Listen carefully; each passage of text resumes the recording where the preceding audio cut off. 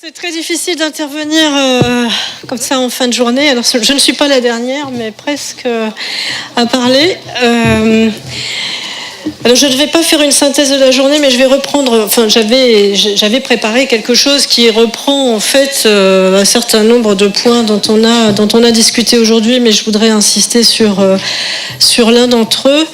Alors d'abord, je voudrais remercier la CPU et l'Université de Lyon pour ce colloque qui a été très très riche et qui prolonge en fait, comme ça a été dit ce matin, une série de réunions, de sessions sur la question des fake news.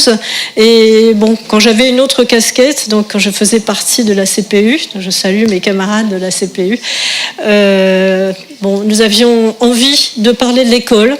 Alors il se trouve que maintenant je suis passée, alors non pas de l'autre côté de la force, mais en tout cas que je suis du côté scolaire, et évidemment c'est de ce côté-là que je vais vous parler. Alors, pourquoi c'est important d'intégrer l'école dans cette discussion sur les fake news? C'est parce que l'école est en première ligne. D'abord, parce que c'est le premier lieu de socialisation des élèves, ce qui donne une responsabilité très particulière et très grande, j'y reviendrai, aux enseignants et aux équipes éducatives en général. Ensuite, dans la mesure où c'est justement un lieu, l'école, alors quand je parle de l'école, c'est l'école, collège, lycée, c'est un lieu qui fait société. Et donc l'école, c'est une espèce de concentré de cette société très diverse qui accueille des élèves qui sont confrontés à l'infobésité, pour reprendre un terme qu'on a entendu ce matin, un lieu qui accueille des informations de tous ordres et souvent en désordre, et tant mieux, que les élèves absorbent et digèrent ou pas, en triant et en reprenant ou pas. Tout comme nous. Enfin, parce que l'école accueille des jeunes, alors je suis désolée de parler de vous à la troisième personne, les jeunes, des jeunes, donc vous, qui sont en train de se construire, qui sont en train de construire leur identité, qui se frottent à un monde d'adultes qui ne sont pas leurs parents, un monde qu'ils cherchent de plus en plus à tester, même s'ils l'ont en fait d'ailleurs toujours fait, voire à provoquer, pour évaluer les limites de ce monde des adultes et leurs limites à eux. Alors, dans cette société en miniature, qui est une classe, on constate parfois, avec un effet de loupe, ce que nous connaissons bien par ailleurs. La popularité, quand on est populaire, la popularité est supérieure à la fiabilité, avec des réseaux sociaux qui ont tendance à dissoudre les frontières, vous le savez bien, entre vie publique et vie privée, et où le nombre de likers et de tweetos devient le critère d'une popularité qu'on confond souvent avec la reconnaissance de telle ou telle qualité. L'information ne s'analyse pas, même si je reviendrai là-dessus après, mais dans un premier temps, elle ne s'analyse pas, mais elle se socialise plutôt avec la constitution de réseaux qui se définissent comme amis parce qu'ils regroupent et se multiplient autour des mêmes opinions. L'atomisation des sources d'information qui leur donne une visibilité identique, ce qui noie dans un océan infini de l'offre les sources d'information fiables. Le rapport au temps, on en a beaucoup parlé ce matin, ce rapport au temps est aussi important. Il y a un fossé qui se creuse, et de plus en plus largement, entre le temps scientifique de la construction du savoir, de la démonstration, et le temps quasi instantané de l'information maintenant. Dans cette dérégulation du marché de l'information, pour reprendre les termes de quelqu'un qui vient d'être cité, Gérald Bronner, dans son livre sur la démocratie des crédules, ce qu'il appelle les producteurs haineux ont beau jeu de produire de la désinformation et de diffuser toutes sortes de propagandes pseudo-scientifiques ou politiques face à laquelle les jeunes, en quête d'identité ou d'effet de distinction, sont une proie facile. Alors on voit bien l'importance des enjeux, c'est la connaissance comme exploration construite et donc lente du savoir, et la démocratie qui peuvent être mis en cause. Tableau un peu sombre, mais vous allez voir que tout va s'éclaircir. Enfin, en tout cas, j'espère.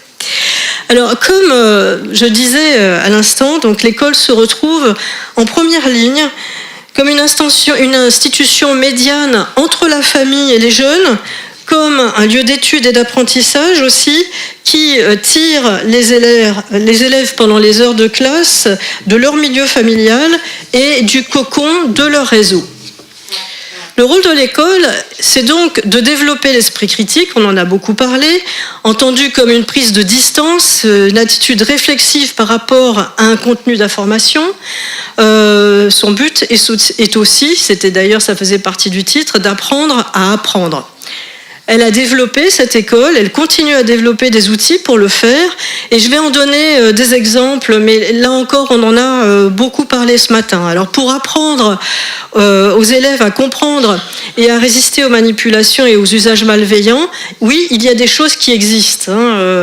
L'école n'est pas, on a parlé de sanctuarisation de l'école, il est important que ce soit un lieu où on puisse avoir des discussions apaisées, là aussi j'y reviendrai, mais l'école, elle est je le disais en première ligne, elle est vraiment ouverte à ce qui se passe dans la société. Et donc, il y a dans certaines écoles, dans mon académie, dont je suis de l'académie de Grenoble, où il se passe beaucoup de choses sur tous ces sujets. Donc, il y a des écoles qui apprennent dès le plus jeune âge à gérer l'identité numérique, à gérer les données personnelles et qui organisent aussi parfois des ateliers de détection d'intox, y compris en école primaire. Il y a aussi des programmes disciplinaires qui travaillent sur la nécessité de développer les capacités de traiter, les capacités de traitement de l'information. Alors bon, je les énumère, rechercher l'information en fonction des besoins, vérifier les sources, analyser la crédibilité de l'information, confronter et hiérarchiser les données, traiter les informations collectées, produire et diffuser des données. J'insiste sur ce dernier point, on en a aussi parlé ce matin. Produire et diffuser des données, ça amène à mettre les élèves en mode production et non pas seulement en mode réception. Et de fait, l'éducation aux médias, à l'information, dont on a aussi beaucoup parlé, participe de la culture générale tout autant qu'elle doit s'en nourrir. Et là encore, les activités de réception peuvent se conjuguer avec des activités de production. On trouve dans les établissements des web radios, journaux d'école et d'établissements qui augmentent la connaissance de l'écosystème médiatique et l'élève devient ainsi capable d'identifier les différents médias, la presse écrite, audiovisuelle, le web, et d'en connaître la nature.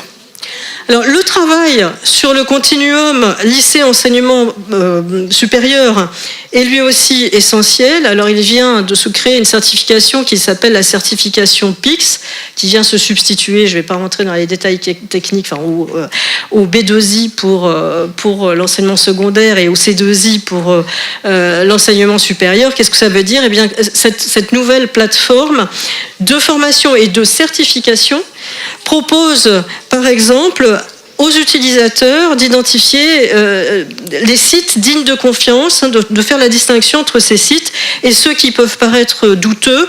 Je dois dire que je l'ai testé la semaine dernière, je pense que je n'aurais pas eu la certification, mais ça prouve que nous sommes tous en difficulté, peut-être d'ailleurs moins que vous, sur un certain nombre de sujets. Alors un autre point aussi qui est important, qui est même essentiel, c'est le rapport à la recherche. Alors comme je le disais à l'instant, j'ai la chance d'être dans une académie, l'Académie de Grenoble, qui travaille depuis très longtemps, sur ce rapport éducation-recherche, depuis au moins une vingtaine d'années.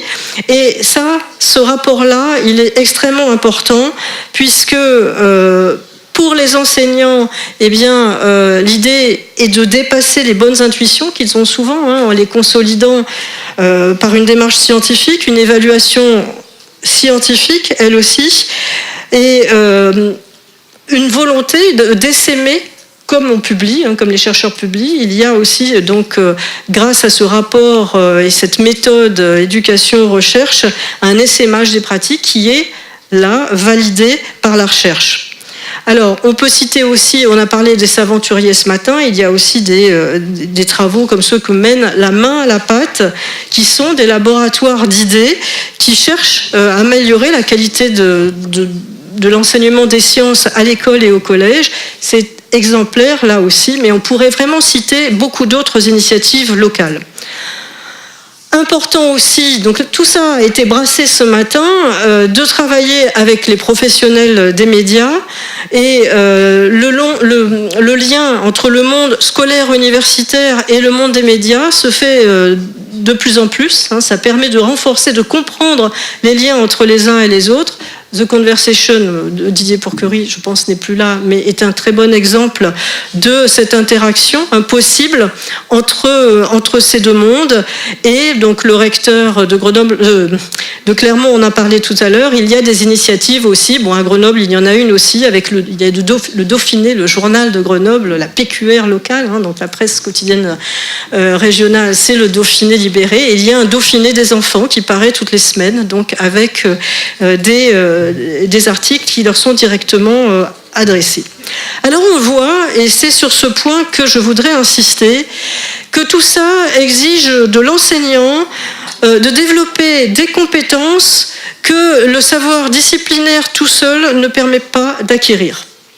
Et de ce point de vue, je voudrais vraiment insister sur un élément. Je disais tout à l'heure que l'école était en première ligne et il est vrai que les enseignants se trouvent être des espèces de fantassins, mais le problème est de savoir si on doit envisager tout ça comme une guerre. Alors, il ne faut en tout cas pas se tromper d'ennemi. Notre rôle, le rôle de l'enseignant, c'est de faire de faire des élèves, tout comme des étudiants, des alliés. Il s'agit sinon de les convaincre, de vous convaincre, du moins de vous apprendre à construire votre jugement sur des bases solides. Cela a aussi été dit à peu près sur tous les tons depuis ce matin. Et l'apprentissage du débat, et je reviens donc sur ce que M. Hourier a dit ce matin qui me paraît essentiel, l'apprentissage du débat doit prendre une place très importante dans notre système éducatif. Alors je parle bien du débat et pas des concours d'éloquence. Alors on peut trouver les concours d'éloquence très intéressants, ce qu'ils apprennent à manier sa langue, l'argumentation. Mais comme tout concours, ils attendent leur lot de virtuoses. Or, il est de notre responsabilité, non pas de former seulement des virtuoses, il est quand même passé le temps où l'on se satisfaisait de ne former que les premiers de la classe et le temps où où les enseignants essaient de se reproduire eux-mêmes. Mais nous en sommes arrivés à un temps où il faut apprendre à tous nos élèves et à tous nos étudiants à se confronter aux autres et aux opinions qui ne sont pas les leurs, avec des mots, plutôt que de les affronter avec leurs points. Ce qui est important est de faire comprendre que l'école, l'université ne sont pas des lieux de pouvoir à imposer ou à prendre, de vérité contre vérité, mais que le savoir n'est pas une révélation qui serait offerte à quelques élus, dont les élèves ne seraient pas, ou très peu d'entre eux, mais quelque chose qui se construit avec méthode, avec patience, en se frottant à des arguments et à des contre-arguments. Donc le savoir, il faut vous faire comprendre qu'il vous est accessible et qu'il est accessible à tous, pour peu qu'on veuille faire un petit effort. Et tout ça, ça exige beaucoup de l'enseignant, qu'il soit enseignant du secondaire ou enseignant du supérieur, enseignant-chercheur. Ça veut dire qu'il faut que l'enseignant sorte, par exemple, de la posture confortable, il y a du vécu dans ce que je vais vous dire, de la posture confortable du « comme vous savez ». Peut-être que vous avez déjà entendu ça, moi je l'ai beaucoup entendu, peut-être je suis d'une génération où on l'entendait beaucoup, à l'université surtout. Comme vous savez, non, on ne sait pas puisqu'on est justement là pour apprendre. Alors ça peut être un tic de langage, mais ce tic de langage peut être reçu comme une violence rhétorique à laquelle des jeunes, en se sentant d'emblée exclus, peuvent avoir envie de répondre par la violence tout court. Ça exige aussi du coup de l'enseignant qu'il accepte d'organiser le débat, et j'en reviens toujours à cette idée de débat, qu'il l'encourage même, mais là encore, pas pour organiser une performance ou un événement ponctuel, mais pour en faire un exercice commun de réflexion. Alors, j'ai discuté avant de venir ici avec une enseignante qui m'avait raconté qu'elle a fait cette expérience-là, donc après les attentats, enfin, donc l'attentat du 11 septembre. Un élève lui a dit bah non, on sait bien que ça n'est pas vrai, et donc bon, après l'instant d'émotion, parler d'émotion et de crainte en se disant mon Dieu, si j'arrête, je ne vais pas avoir fini mon programme. Elle a décidé de mettre entre parenthèses son programme et d'interrompre donc le fil prévu de ces séquences pour mettre les élèves en débat. Alors en débat, ça ne veut pas dire qu'ils ont tout déballé d'un seul coup, mais ils ont commencé à travailler sur les faits, à se documenter, à regarder sur Internet, enfin, à constituer tout un système d'information et de réflexion autour de ce travail et en débattre. Alors, l'objectif, dans ces cas-là, ça n'est pas de convaincre, ça n'est pas, comme je disais tout à l'heure, d'imposer une vérité d'en haut, mais d'aider à se forger une opinion. Et parfois, c'est vrai, ce qui a été le cas de son expérience, à infléchir une opinion. Mais pour finir avec cette anecdote, l'élève a dit à l'enseignante à la fin, là, quand ils sont arrivés au bout de leur recherche et de leur discussion, ah madame, voilà, je sens que j'ai perdu.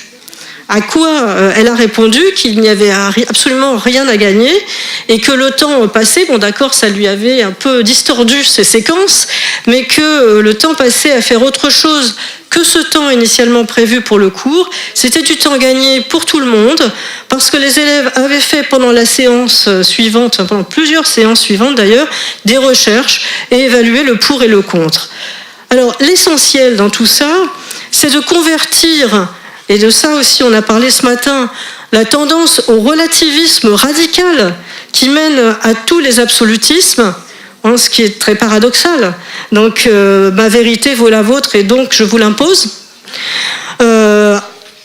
Il s'agit donc de substituer à ça une critique constructive qui voit en la vérité un idéal type vers lequel on tend et qui n'a strictement rien à voir avec la mise en doute systématique de tout savoir. Alors qu'est-ce que ça implique donc pour l'enseignant ? Je le répète, qu'il soit au lycée ou à l'université.